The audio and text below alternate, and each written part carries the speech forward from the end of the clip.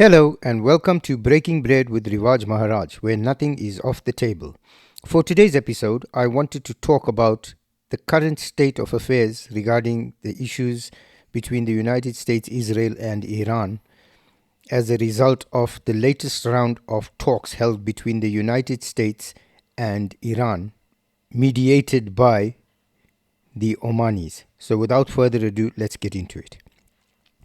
We've had the latest round of talks, indirect talks I should say, between the United States and the Iranians. Indirect because both parties are not at the table simultaneously when these talks are being held. The Omanis sit in with the Iranians and then sit in with the Americans, and then this time there were two rounds of talks, one lengthy round held during the morning and one shorter round held in the afternoon. It's a consequential day for the United States and Iran, both nations holding talks right now. Let's go live to CBS News Middle East reporter Courtney Keeley. Okay, so Courtney, same question. Iranian officials know that the U.S. is building up, amassing U.S. troops in that region. Does that provide any sort of motivation for them to bend any of their positions relative to having nuclear weapons?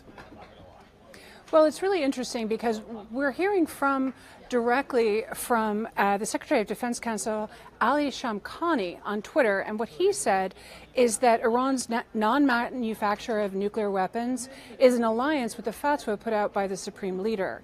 And that this is an alignment that could actually happen with Iran's Defense Council and might be happening in this second round of talks that we're seeing today.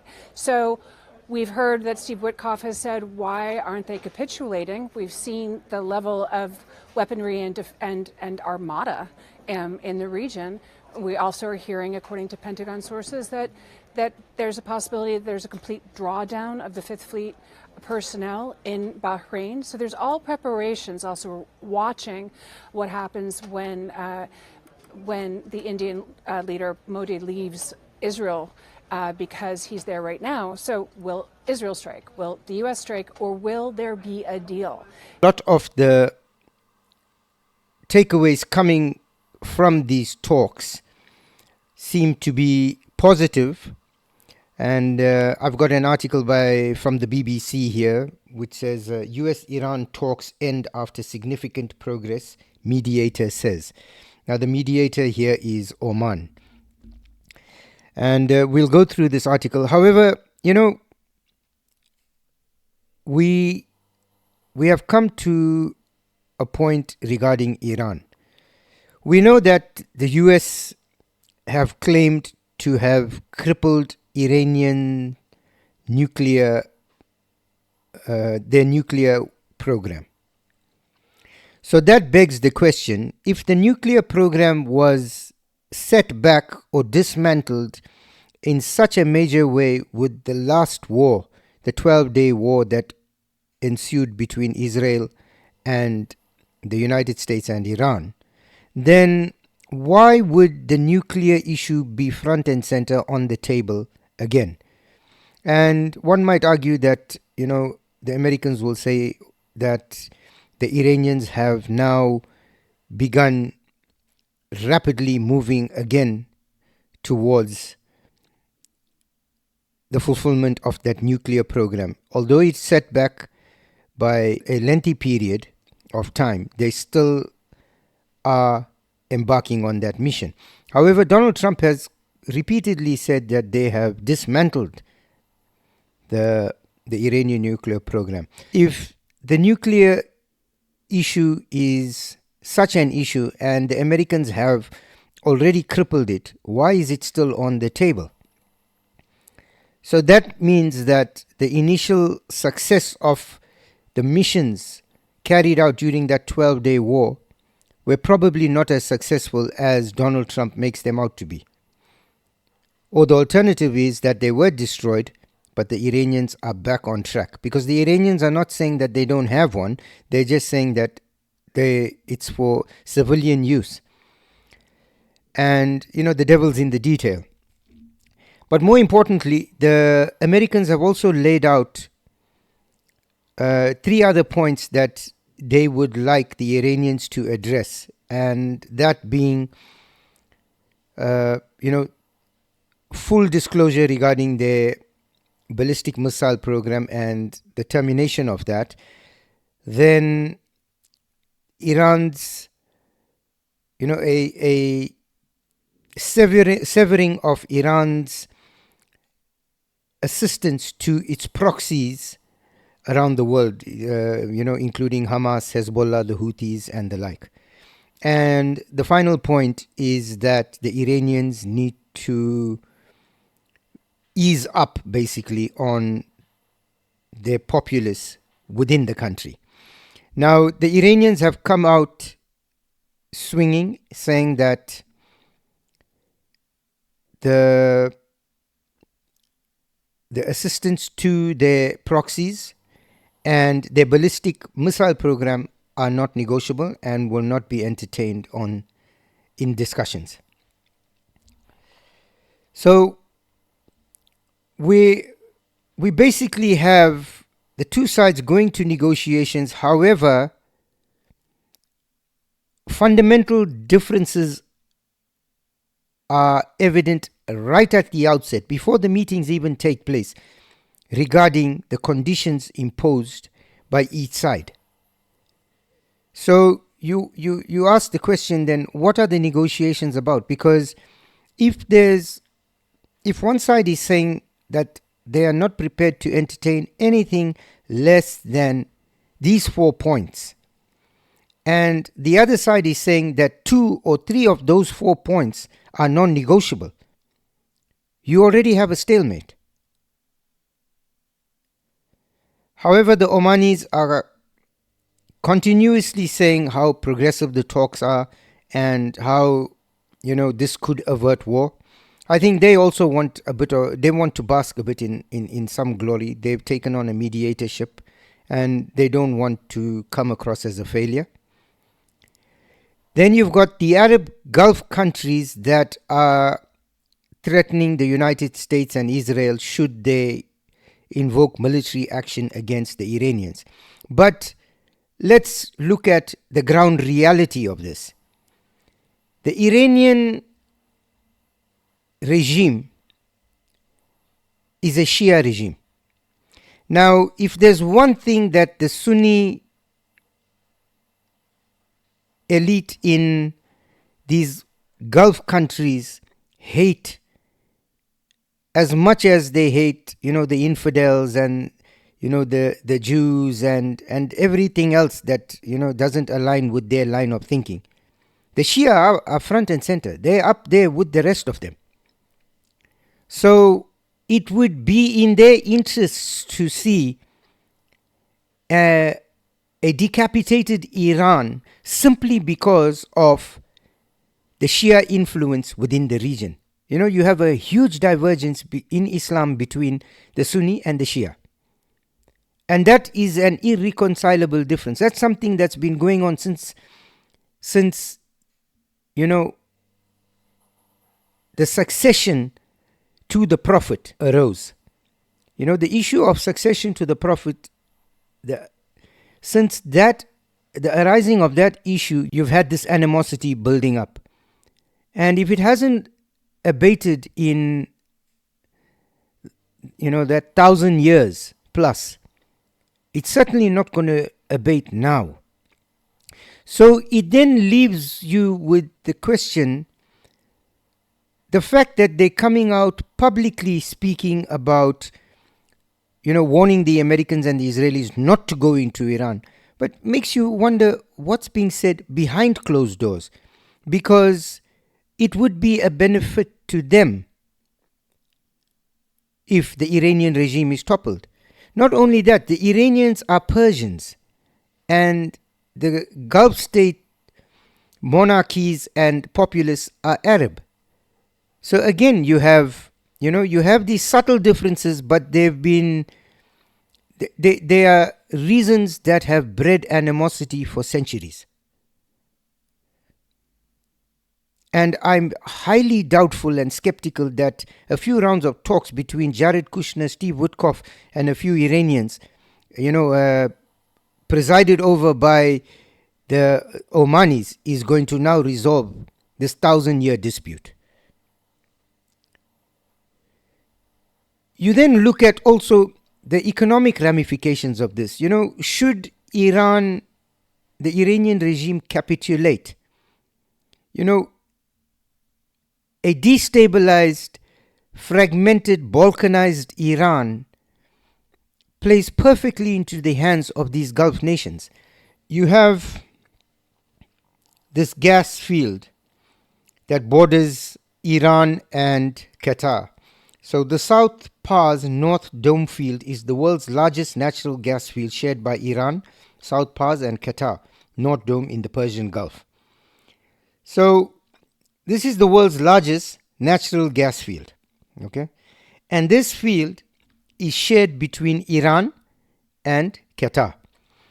So naturally, a destabilized, balkanized Iran that is experiencing turmoil is primarily concentrated with maintaining stability and order within its country, within its borders. And the gas fields, whilst prominent, are not top of their agenda. Now, if you understand the way the gas is mined in this region, there's no demarcation between whose gas, is being depleted.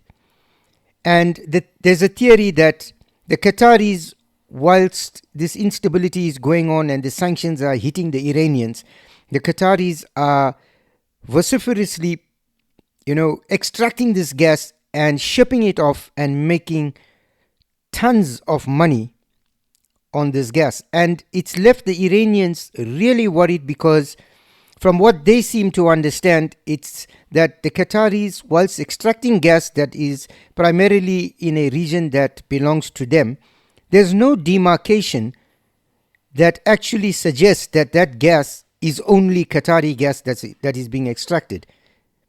So the theory is that some of the Iranian gas is being funneled out as well.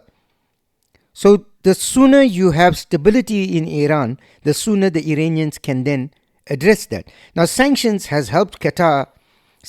on Iran has helped Qatar in this respect. But a balkanized Iran, an Iran that goes down the route, let's say, of Afghanistan or Iraq, where there's instability for the next 10, 20, 30 years before things begin to settle down, means that all the while that is being addressed, the security issue within Iran is being addressed, the Qataris are having a field day with the extraction of that gas. So it goes to my point that whilst the Qataris and the Saudis and them all are calling for no action against the Iranians, and I think it's primarily on the basis that it's a Muslim country and, it's to appease their Muslim population. I think behind closed doors, they're salivating at the fact of a balkanized Iran. It's the same thing with Syria. They welcome Bashar al-Assad back into the OIC. He had his moment of jubilation for, if you want, in the seat at the OIC, and lo and behold, it was whooped out from under his feet. The exact same thing happened to Muammar Gaddafi. Sarkozy brought him back. He helped fund Sarkozy's campaign. Tony Blair was responsible for, trying to posture Gaddafi as this good guy. And one morning, Gaddafi woke up and he was, again, Mad Dog Gaddafi, the bad man, the boogeyman. And the next thing he was assassinated like a common criminal in his country. So everything that you see and hear is not necessarily what is actually happening behind the scenes. It's a lot being done for local and international consumption. Then you look at the amount of force that the United States is amassing. Now, I'm of the firm belief that the United States are not going to put boots on the ground unless it is absolutely necessary, because that would be a quagmire. Donald Trump and his administration understand that. The generals in the United States understand that. And that is why the campaign is being structured around aerial and naval bombardment of Iran. I keep coming back to this point that the Americans are going to rely on pressure exerted externally by way of economics, by way of a sustained bombing campaign on Iran, which will then ignite the populace. And I believe this earlier round of uprising that you saw within Iran is a test. And the Americans have sat back and understood that the country is now ripe for change from within. And you will have ISKP that will be involved. You will have, I'm certain, these ISIS fighters that were relocated to Iraq that will be involved, because they'll all be let loose. Once the Basij and the IRGC capitulate, it's curtains closed for the Iranian regime. I think, as I've always stated, Iran is going to descend into civil war.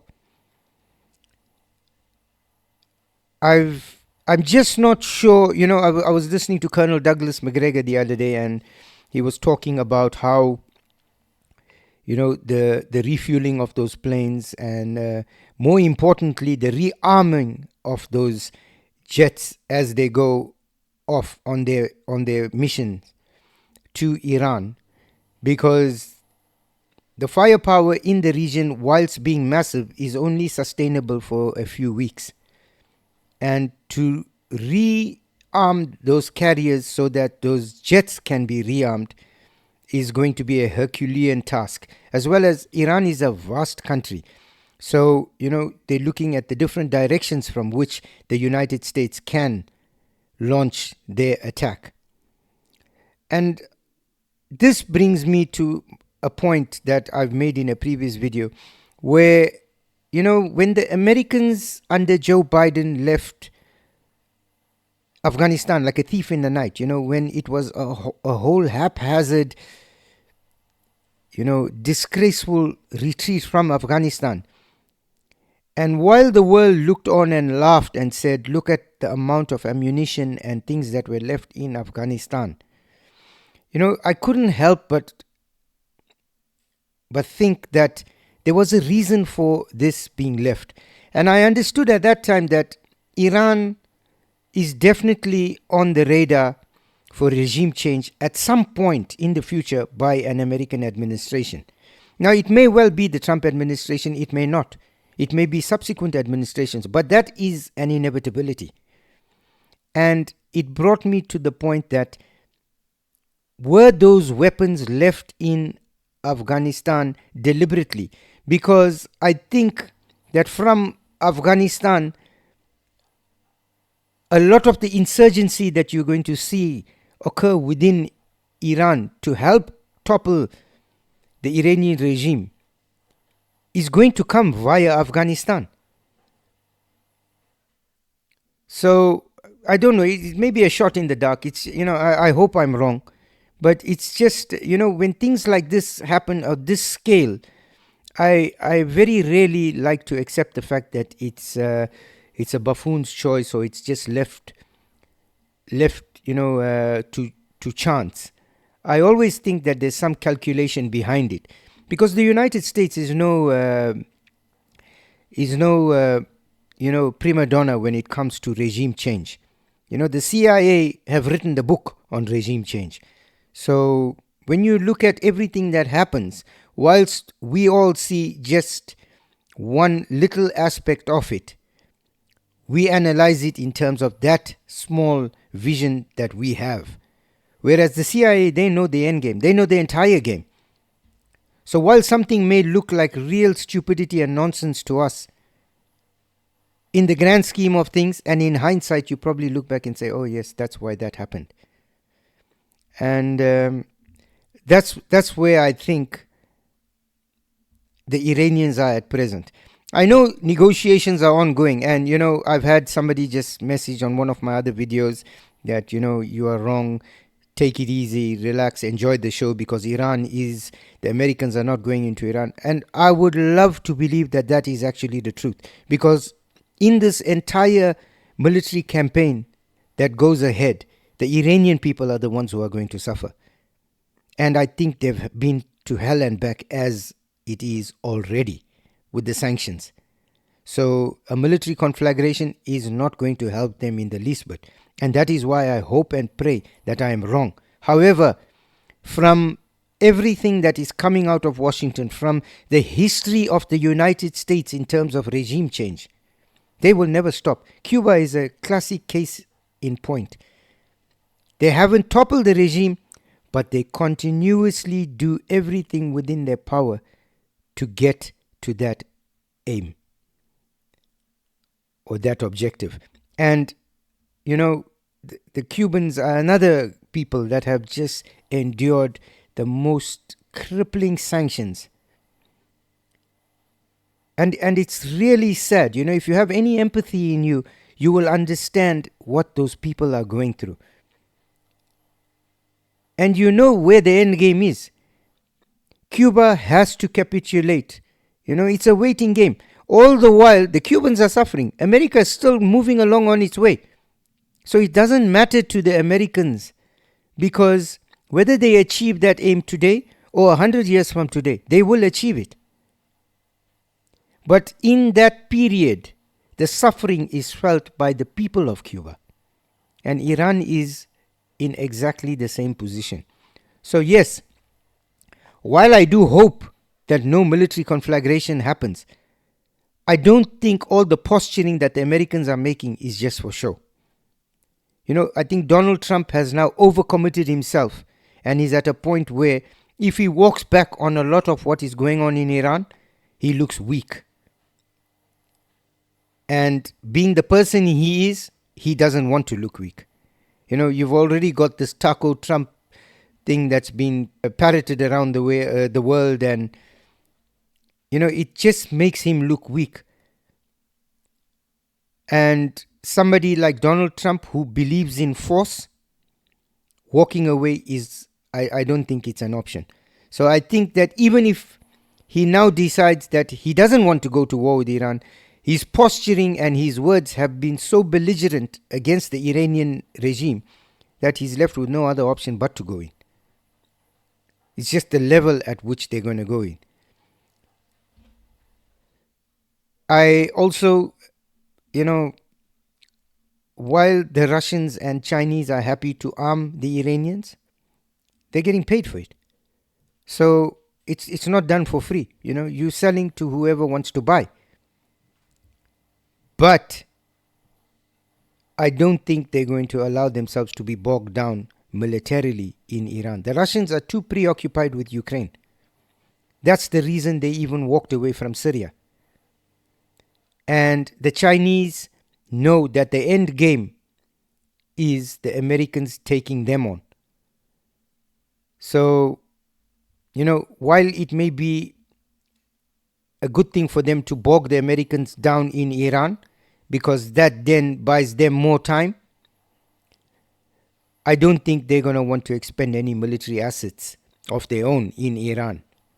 I think the Iranians are in this on their own. As long as they can afford to purchase weapons, they'll be supplied them. And I think when Trump cuts off their oil supply and hits them with more sanctions and, hits the economy harder, it makes it more difficult for the Iranian regime to continue along this path. And they know they're alone. I know there are a lot of political commentators out there who believe that the Chinese and the Americans won't let Iran go. I think they would not like to let Iran go, but I don't think they have much choice in the matter. The Russians are preoccupied with Ukraine. The Chinese are preoccupied with the self-preservation of their regime. And they're not about to go and let that down the drain because of the Iranians. So as long as the Iranians can afford to pay for the supplies, they'll continue to supply. They may send a few pilots here and there to fly a few aircraft and that, but you're not going to see the Chinese and the Russians physically take on the Americans and the Israelis in Iran over Iran. I don't think that's going to happen. If that were the case, the United States would have taken on the Russians in Ukraine.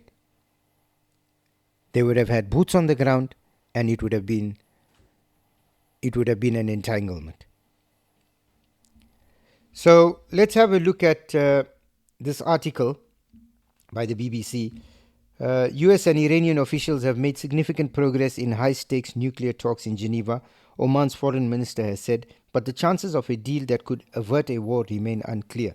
Badr al-Busaidi, who was mediating, said the two sides plan to resume negotiations soon after consultations in their capitals, and technical-level discussions would take place next week in Vienna. Iran's foreign minister Abbas Araghchi, who led the country's delegation, said good progress had been made, and while there had been agreement on some issues, differences remained on others. He said more negotiations would happen in less than a week. There has been no official reaction from the United States. The prospect of further talks could reduce the possibility of President Donald Trump carrying out his threats to strike Iran. Trump has ordered the largest military buildup in the Middle East since the US-led invasion of Iraq in 2003, while Iran has vowed to respond to an attack with force. For decades, the US and Israel have accused Iran of trying to secretly develop a nuclear weapon. Iran has repeatedly denied it is seeking a bomb and says its program is only for peaceful purposes, though the country is the only non-nuclear armed state to have enriched uranium at a near weapons grade level. Now, this is another thing. Let's look at Qatar, let's look at the UAE, let's look at Bahrain, let's look at Oman, let's look at Saudi Arabia. These countries do not have nuclear assets. They rely solely on the United States for protection. And Trump's posturing around the world has made it evident that he's pivoting more to his region. And he can care less. If he doesn't care about the Europeans, you think he's going to worry about the Saudis and the Arabs? Now, an empowered nuclear Iranian state, a Shia nuclear state, a Persian nuclear state is a threat to the Saudis. Whether they admit it openly or not, it's a threat to all the Islamic regimes in that region. And that is why Pakistan is given some semblance of prominence. The fact that it's a failed state is immaterial. It is the only Islamic state with the bomb. And that is why the Pakistanis will refuse to give it to the Turks, who continuously ask to help with developing their own Turkish nuclear bomb. Because the moment that happens, the moment the Saudis, the moment the Turks, the moment the Emiratis, the moment the Omanis get hold of a nuclear weapon, Pakistan gets relegated to the annals of history. Because it has nothing left to offer. Absolutely nothing. And this is another reason why I believe that whilst the Gulf countries are saying openly that they do not want the Americans and the Israelis to go to war with Iran, I think behind the table, they're actually pushing for it.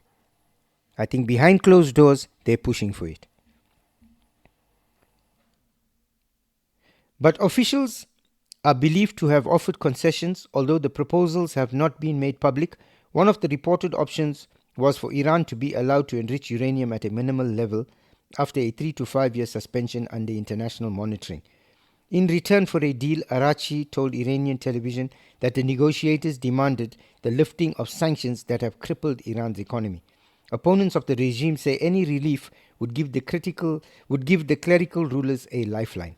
Iran has already rejected discussing limits to its country's ballistic missile program and ending its support for proxies in the region, including Hamas in Gaza, Hezbollah in Lebanon, militias in Iraq, and the Houthis in Yemen. So, the Americans are placing these conditions. The Iranians are saying 2 out of those 3 conditions at the least are non-negotiable. How do you then sit and negotiate? What do you negotiate about? Because right off the bat, there's no agreement. So somebody has to walk back. Is it going to be the Iranians or is it going to be the Americans? A walk back by the Iranians makes the Iranian regime look weak. And then it opens the door to all sorts of unsavory attacks on its regime, because now it's seen as a weak regime. The Americans walking back shows that they all flannel. There's no muster behind them. And Trump looks weak. So both have backed themselves into a corner. That is why I still come back to the point that military escalation in Iran from the Americans is an inevitability. As much as I don't want to see it happen, I think it is an inevitability. So we'll keep an eye on this. They say there's going to be talks next week in Vienna. Let's see what's going to unfold there, because there seems to have been very little movement from the first round of talks to this current round of talks. So I don't know where the third round of talks is going to end up. But needless to say, we're keeping a close eye. Thank you for joining us. We'd like to see you on the next episode. Please remember to like, share and subscribe, as it helps us with the algorithm and it helps our channel to grow.